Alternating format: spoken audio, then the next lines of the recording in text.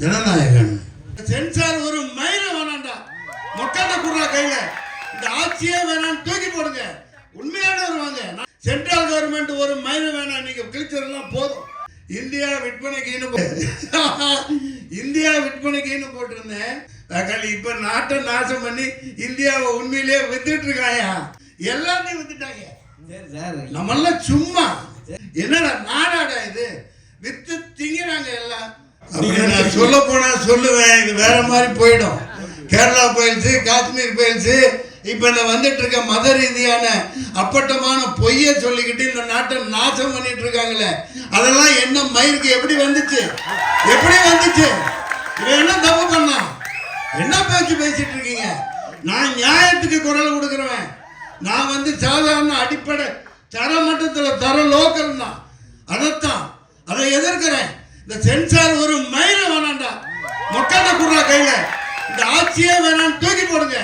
உண்மையான வருவாங்க. 4 பத்திரிகை வாங்க, 4 சொசைட்டியில் அந்த ஒரு மத ரீதியான உண்மையான ஆன்மீகவாத 2 பேர் உட்காருங்க, சினிமாக்காரன் 4 பேர் உட்காரு, ப்ரொடியூசர் 4 பேர் உட்காரு, லிரிக்ஸ் ரைட்டர், இப்படி ஒரு 20 பேர் டீமை வைங்க. சென்ட்ரல் கவர்மெண்ட் ஒரு மயில வேணாம், நீங்க கிழிச்சதெல்லாம் போதும். நிறைய பாதிக்கப்பட்டாச்சு. நன்றி, வணக்கம். சார் வாங்க, குற்றம் மாதிரி இல்லை, வாங்க வாங்க. சென்சார் போர்டு கேட்டீங்கல்ல, நான் படம் எடுக்கிறவன் தான், எனக்கு சொல்றதுக்கு உரிமை இருக்கு. வாழ்க்கை ஜனநாயக படத்தை 2 வருஷம் தூக்கிட்டு டெல்லிக்கு பொட்டியை தூக்கிட்டு அலைஞ்சேன். இந்த ஞானசேகரன் கொடுக்கல, கடைசி நான் பொட்டியை தூக்கிட்டு இப்ப மாதிரி டிஜிட்டல் கிடையாது, அது வேற காலகட்டம். நான் சமாளிச்சுட்டு வெளியே வந்துட்டேன். வாழ்க்கை ஜனநாயகம்னு படம் அது நல்லா ஓடிச்சு. ஒரே ஒரு ஷாட் அதில் இருந்துச்சு, இந்தியா விற்பனைக்குன்னு போட்டிருந்தேன். எது இந்தியா விற்பனைக்குன்னு போட்டிருந்தேன். நான் ஒரு காயலாங்கடை வியாபாரி. அதுல மேப், உலக மேப் இருக்கும், இந்தியா மேப் இருக்கும். விற்பனைக்குன்னு போட்டு மேப் போட்டிருந்தேன். அதை தூக்குனாருன்னா தூக்க முடியாதுன்னு. இப்ப நாட்டை நாசம் பண்ணி இந்தியாவை உண்மையிலேயே வித்துட்டு இருக்காயா, மூஞ்சியை கொண்டு போய் எங்கேயா வச்சுக்கிறது, எல்லாத்தையும் வித்துட்டாங்க. நம்மெல்லாம் சும்மா. சரி சார், படம் வந்துருச்சு. முந்தான இது பாருங்க, 600 கிலோமீட்டர்ல என்ன கங்கா, பெரிய எவ்வளவு பெரிய கிலோமீட்டர், எவ்வளவு பெரிய ரோடு, என்னாச்சு? தூக்கி அதான் நீங்க அப்படியே கொடுத்துட்ட. 70% இந்த உனக்கு, இந்த அம்பானிக்கு. என்னடா நாடாடா இது, வித்து திங்கிறாங்க எல்லாம். கேளுங்க.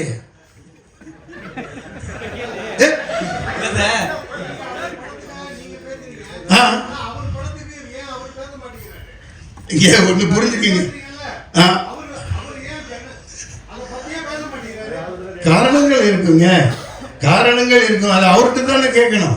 நான் ஒரு சினிமாக்காரனா, என் குடும்பஸ்தனா, எப்போ தேவையோ அப்போ குரல் கொடுக்க வேண்டியது ஒரு ஆதங்கம்.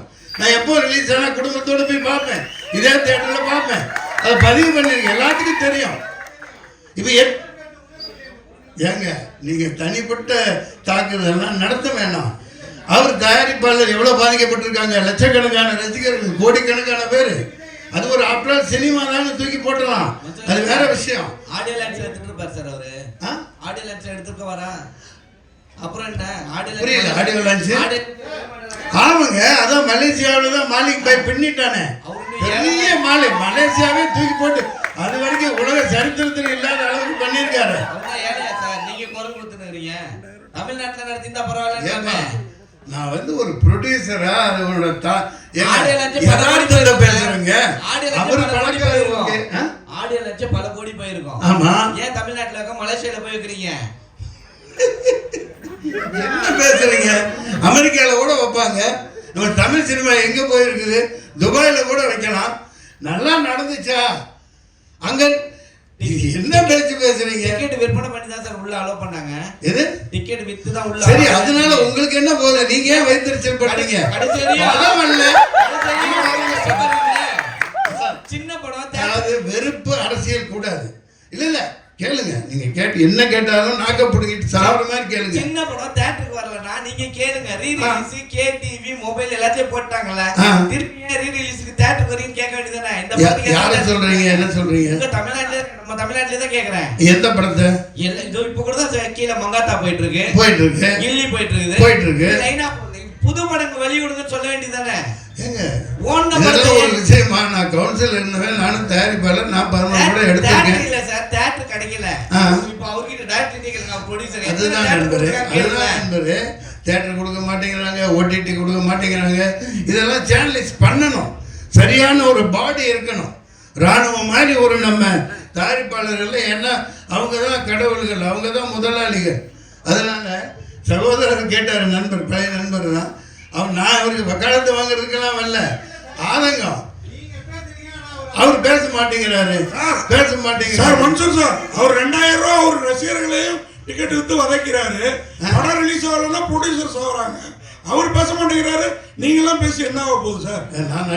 ஒரு நாளைக்கு அரசியல்வாதியை வந்து என் உடம்புல ரத்தம், நிறைய ரத்தம் ஓடுது இல்லையா? மீடியாவே மீட் பண்ண மாட்டேங்கிறாரு சார். நீங்க நீங்க 2000 ரூபாய் வாங்கிக்கிட்டு அவரு சினிமா காட்டாருன்னு சொல்றீங்க. அதுக்கு பவர் இருக்குது. வாங்குறான், கொடுக்குறான். நீ அதே 2000 ரூபாய் கொடுத்து ஒட்டு வாங்குறிய, ஒட்டு. அதுக்கு இங்க இருந்து கொடுக்குற, அப்பா மாட்டு காசு கொடுக்குற. 5000 ரூபாய் கொடுக்குறீங்க ஒட்டுக்கு. ஒப்ப தாத்தா பாட்டன் காசு கொடுக்குற. இவன் உழைச்சு சம்பாதிக்கிறான். சம்பாதிச்சு போட்டோம். வாங்க